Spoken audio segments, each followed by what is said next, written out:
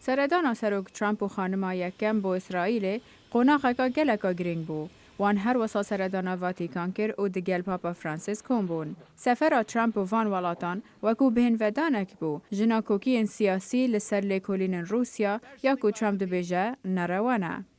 No politician in history. چه سیاست مدار دیرو که دا وکو من خرابی و نحقی لدجوی نهاتیا کرن.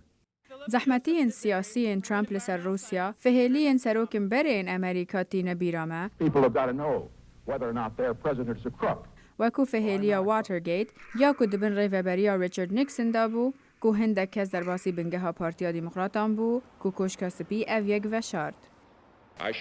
از ده صبحی نیو رو دست کار خواه بردم. My fellow Americans, پشتی 12 سالان وقت بو سروکاتیا رونالد ریگن بداوی هات با لسر فهليا إيران كونترا. ریگن چک دانه ایران دا کو گرتین امریکی بردن و او یک هر وسا چک گهاندن دست سرهلدرین کنترای نیکاراگوا. a few months ago I told the American people بری چند ماه من جگل امریکا را گفت من چک ندانه ایران جبو گرتیان دل من دبیجه که او راستیه لی بلگه تشتکی دی دبیجن. ده سال 1998 دا بیل کلینتون دویم سروک بو کو هات توان بار کرن جعالی کنگرز و جبو درواوی لسر پیوندی آوی تایبت دگل مونیکا لوینسکی.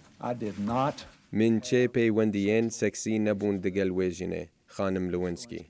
سیناتوی امریکا ری ندا توان بار کرن کلینتون. شروع و کار قانونی پال شیف برمن دبیجه پرسگریکا ترامپ دگر روسیا و گلک خرابید دیو بین.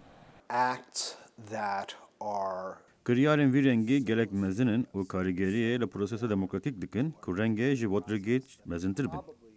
دی گوتن که هشتا جزای ترامپ ندیاره جبر که هشتا داویا پرسگریکاوی دگر روسیا نزالاله. ما بری جیبه گومان لکولین مازن لسر سروکین دن کرینه گو بلگیان هشت کارین خواه جدست بده لی او جدر باز بون.